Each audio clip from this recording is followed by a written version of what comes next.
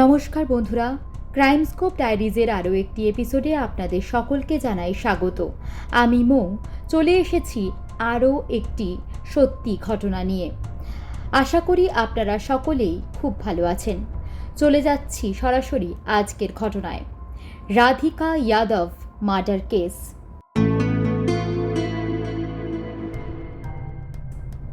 একজন বাবা যে একদিন তার মেয়ের আঙুল ধরে তাকে হাঁটতে শিখিয়েছিল, জীবনের প্রতিটা ধাপে পাশে ছিল তার, সে কি করে পারে একদিন নিজের হাতে শেষ করে দিতে তার মেয়ের জীবন, শুধু এই কারণে যে সে ছিল স্বাধীন চেতা, শুধু এই কারণে যে সে নিজের রোজগার করত, নিজের সিদ্ধান্তে জীবন চালাতো।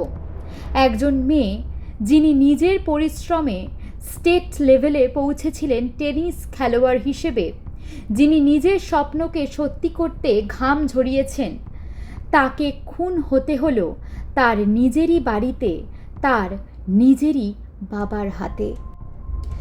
তাহলে কি আজও মেয়েদের স্বাধীনতা মানে পরিবারের সম্মানহানি? তাহলে কি সোশ্যাল মিডিয়ার যুগেও মেয়েদের সক্রিয়তা একটা মৃত্যুর কারণ হতে পারে? এটা শুধু একটা খুন নয়, এটা এক ধরনের সামাজিক ব্যর্থতা, পিতৃত্বের নামে নির্মম অত্যাচারের প্রতিফলন। আজকের ভিডিওতে আমরা জানব রাধিকা যাদবের সেই নির্মম অভিশপ্ত শেষ অধ্যায়ের কাহিনী, যেখানে স্বাধীনতা আর স্বপ্নের নাম ছিল অপরাধ। রাধিকা যাদব শুধু একটা নাম নয়, এটা ছিল একটা স্বপ্নের প্রতিচ্ছবি। মাত্র 25 বছর বয়সেই সে হয়ে উঠেছিল এক টেস্ট লেভেল টেনিস খেলোয়াড়। তার ঝুলিতে ছিল একের পর এক ট্রফি, সার্টিফিকেট, মেডেল আর গর্বের মুহূর্ত। ছোট থেকেই টেনিসে তার অদ্ভুত টান ছিল। মাঠে মাঠে ঘাম ঝরাতো, ক্লান্তি যাকে কখনো ছুঁতে পারত না। সে গুরগাঁওয়ের এক মধ্যবিত্ত পরিবারের মেয়ে, যাদের বাড়িতে মেয়েরা বেশি বাইরে যায় না। খেলার নামে ঘোরাফেরা মানায় না তাদের, এই সব ধারণা ছিল অদৃশ্য নিয়ম হয়ে। তার বাবা মনোজ যাদব ছিলেন অত্যন্ত রক্ষণশীল ব্যক্তি। মেয়ের খেলা বা বাইরে যাওয়া কোনোদিনই মেনে নিতে পারেননি।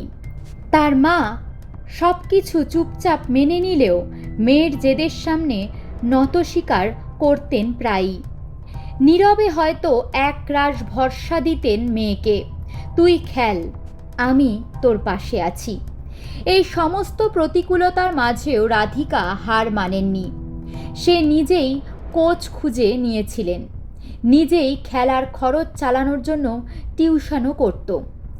টেস্ট চ্যাম্পিয়নশিপে নাম লেখানো, ম্যাচে ম্যাচে সাফল্য পাওয়া সবই ছিল তার নিজের সংগ্রামের ফল। সে ছিল সেলফ মেড, গুরগাঁওয়ের কন্যা যে নিজের পরিচয় নিজেই গড়ে তুলেছিল, বাবা মায়ের ছায়া ছাড়াই। তার বন্ধুরা বলতো রাধিকা ছিল একজন ইন্সপিরেশন। ওর চোখে ছিল লক্ষ্য, মুখে ছিল লড়াইয়ের সাহস। কিন্তু কে জানতো এই মেয়েটিকেই একদিন তার সবচেয়ে কাছের মানুষ, তার বাবা, অপরাধী বলে গুলি করে মেরে ফেলবেন। 10ই জুলাই 2025 সকালটা ছিল একেবারে সাধারণ দিনের মতন, যেন প্রতিদিনের মতন আরেকটি সকাল। রাধিকা টেনিস প্র্যাকটিস সেরে সকাল 8টার দিকে বাড়ি ফিরে আসে। হাতে টেনিস র্যাকেট, ঘামে ভেজা মুখে ক্লান্তির ছাপ, তবুও ছিল সেই চিরচেনা আত্মবিশ্বাস। মা তখন রান্নাঘরে ব্যস্ত, আর বাবা মনোজ যাদব নিজের ঘরে বসেছিলেন চুপচাপ, কিন্তু মনে মনে চলছিল অশান্তির ঝড়। রাধিকা বাথরুমে যায়, একটু রিফ্রেশ করে বেরিয়ে আসে, আর তখনই হয় সেই তর্ক। যেটা অনেক দিনের জমে থাকা রাগ, অপমান আর গোঁড়ামির বিস্ফোরণ ছিল সেই দিন। হয়তো কথা উঠেছিল রাধিকাকে নিয়ে, ছাপা হওয়া কোনো একটি পত্রিকাকে নিয়ে, কোনো পুরুষ বন্ধুর সঙ্গে দেখা করা, বা হয়তো সাম্প্রতিক কোনো টুর্নামেন্টে গিয়ে একা থাকা নিয়ে। মনোজ যাদব রেগে গিয়ে চিৎকার করে ওঠেন, তুই আমার সম্মান শেষ করে দিয়েছিস। মেয়েরা কি এভাবে বাইরে বাইরে ঘোরে?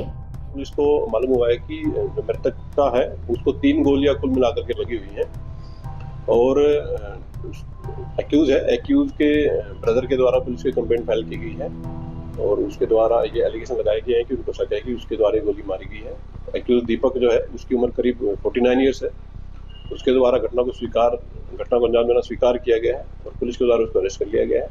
ये जो राधिका मृतका थी ये कोई टेनिस एकेडमी अपनी चलाती थी, जिसको लेकर के इसके पिता नाराज थे और उन्होंने इसको कई बार बोला था कि ये एकेडमी न चलाए और इसी नाराजगी के चलते इन्होंने गोली चला करके हत्या को मारा।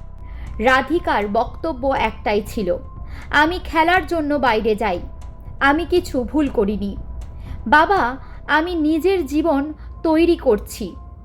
কিন্তু সেই আত্মবিশ্বাস, সেই নিজের উপর ভরসা একজন পিতার দৃষ্টিতে ছিল অপরাধ। মনোজ তখন হঠাৎ ঘরের ভিতর চলে যান। বেরিয়ে আসেন নিজের লাইসেন্স বন্দুক হাতে। ঘরের চারপাশে হঠাৎ করে যেন হিম শীতল নীরবতা নেমে আসে। রাধিকা হতভম্ব। সে বুঝতে পারে না তার বাবা কি করতে চলেছেন।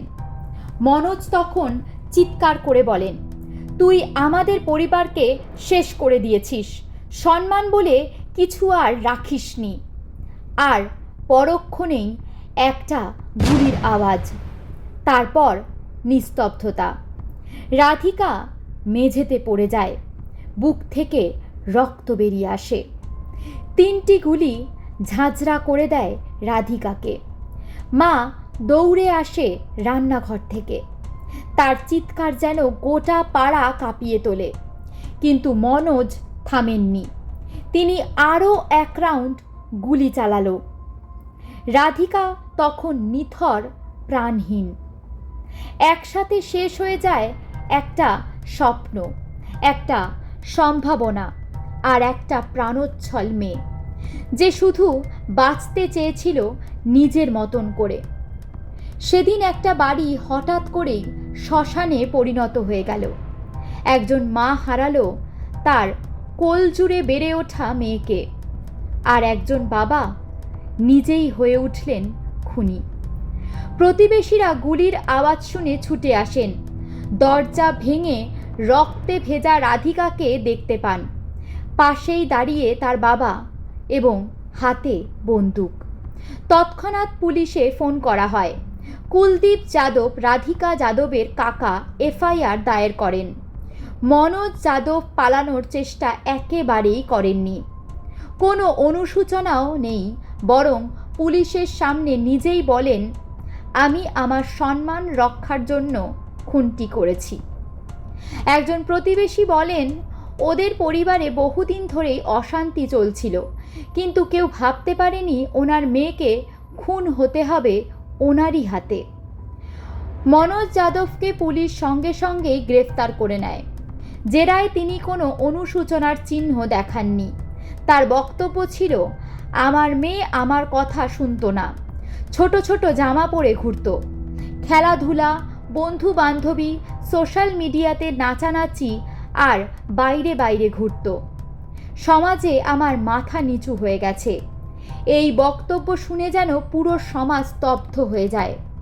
একটি প্রতিভাবান কন্যাকে, একজন টেনিস খেলোয়াড়কে শুধু নিজের মতন করে বাঁচার অপরাধে খুন করে দিল তার নিজেরই বাবা। এই হত্যাকাণ্ডে দেশ জুড়ে নিন্দার ঝড় ওঠে।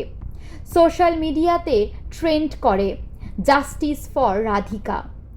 নারী অধিকার কর্মীরা বলেন, এই ঘটনা আমাদের চোখে আঙুল দিয়ে দেখিয়ে দিচ্ছে আমরা এখনও মেয়েদের স্বাধীনতাকে সম্মান করতে শিখিনি। খেলার জগৎ থেকেও আসে প্রতিক্রিয়া। অনেক টেনিস খেলোয়াড় এবং কোচ রাধিকাকে নিয়ে শোক বার্তা দেন।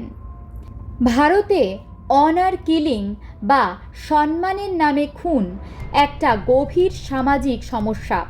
শুধুমাত্র মেয়ের পছন্দ অপছন্দ, কাপড় জামা বা বন্ধু নির্বাচনের উপরে ভিত্তি করে আজও বহু পরিবার সম্মান রক্ষার নামে হত্যা করে বসে তার নিজেদের আপনজনকে। রাধিকার মৃত্যুর মধ্যে দিয়ে আবারও সামনে এলো সেই বাস্তব চিত্রটি, যে পরিবারই কখনো কখনো মেয়েদের সবচেয়ে বড় শত্রু হয়ে দাঁড়ায়। একটা জীবন শেষ হয়ে গেছে শুধু এই জন্য যে সে নিজের মতন করে বাঁচতে চেয়েছিল। আমাদের সমাজে সম্মান মানে যেন একরকম নিয়ন্ত্রণ, কিন্তু কেউ কি ভেবে দেখেছি কাউকে নিজের মতন বাঁচতে না দিলে সেটাই কি আসল অসম্মান নয়? আপনার মতামত কি? রাধিকা কী ধরনের ন্যায় বিচার পাওয়া উচিত? আপনি কি মনে করেন মেয়েদের স্বাধীনতা আজও হুমকির মুখে কি? এই ঘটনা কোর্টে বর্তমানে বিচারাধীন। পরবর্তীতে এই ঘটনার আপডেট আসলে আমি আপনাদেরকে নিশ্চয়ই জানিয়ে দেব। কমেন্টে আপনার মতামত অবশ্যই লিখে জানাবেন। ভিডিওটি শেয়ার করবেন যাতে সবাই জানতে পারে রাধিকার এই ঘটনাটি। আর এমন কোনো ঘটনা যেন আর আমাদের এই সমাজে না ঘটে, এই আমাদের প্রতিজ্ঞা হোক। এটা ছিল আজকের ক্রাইম স্কোপ ডায়েরিজে আরও একটি বাস্তব ঘটনার চিত্র। লাইক, কমেন্ট এবং চ্যানেলটিকে সাবস্ক্রাইব করতে একদম ভুলবেন না। ভালো থাকবেন, সুস্থ থাকবেন এবং সাবধানে থাকবেন। দেখা হবে আরও একটি ভিডিওতে।